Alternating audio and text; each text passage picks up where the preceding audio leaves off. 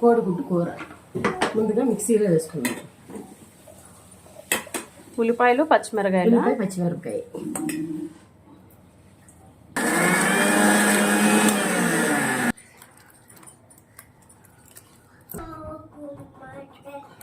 అల్లం పేస్ట్, ఉల్లిపాయ పచ్చిమిరపకాయ పేస్ట్ వేసుకున్నాక అల్లం వెల్లుల్లిపాయ పేస్టు, కొంచెం పసుపు, కొంచెం కారం, రుచికి సరిపడా ఉప్పు,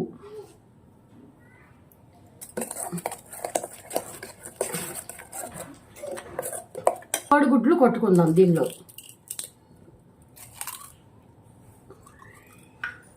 మన ఇష్టం, ఒక ఎన్నైనా వేసుకోవచ్చు.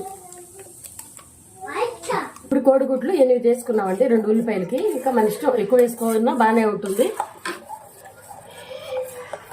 ఈ కూర మా అమ్మమ్మ గారు చేసేవాళ్ళు ఎప్పుడు. నేను ట్రై చేద్దామని, అమ్మమ్మ బాగా చేసేది. మా అమ్మమ్మ బాగా కూరలు బాగా వండుతుంది, వంటలు బాగా చేస్తుంది. చాలా అద్భుతంగా చేసేది మా అమ్మమ్మ గారు. మీ అమ్మమ్మ గారి పేరేంటి? మా అమ్మమ్మ గారి పేరు పడిగమ్మ. అమ్మమ్మ బాగా చేసి పెట్టేది పిల్లలందరికీ, చాలా రుచిగా చేసేది. పచ్చళ్ళు చాలా బాగా పెట్టేది అమ్మమ్మ. అందులో వండటం నేను ఎక్కడా చూడలేదు, అమ్మమ్మ బాగా చేసేది. ఇప్పుడు చూడండి, దీన్ని ఆవిరిలో ఉడకపెట్టుకుందాం.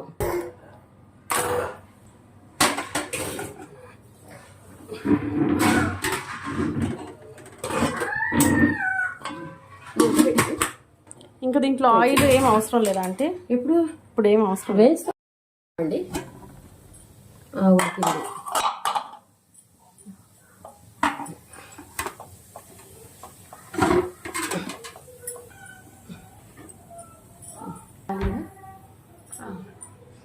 చుట్టూ నీళ్ళు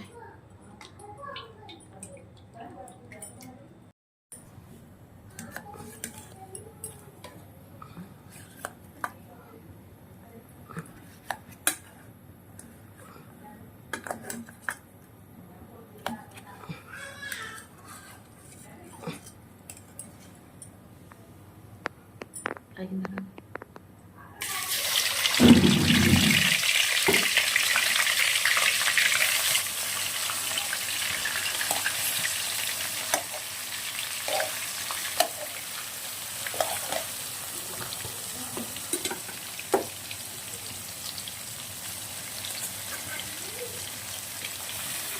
ఎనిమిది 2 ఉల్లిపాయలు, 8 కోడిగుడ్లు. వెరైటీ వంట. వెరైటీ, ఒకరికి సరిపోతుంది ఒక ఫ్యామిలీకి. ఇది 50 సంవత్సరాల క్రితం మా అమ్మమ్మ వండేవాళ్ళు.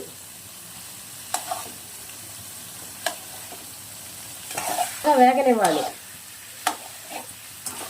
చాలా బాగుంటుంది. దీనిలో పొడి మసాలా చల్లుకుని కొత్తిమీర చల్లుకుంటే సూపర్. రసం కాస్తున్నామండి బాబుకి.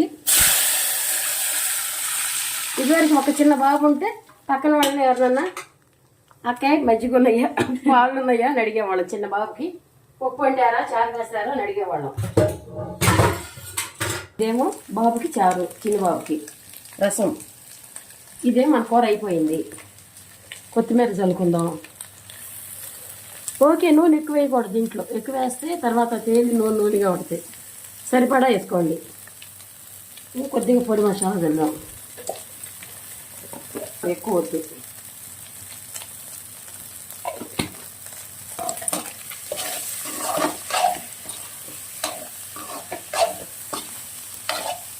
చాలా బాగుంటుంది ఇది.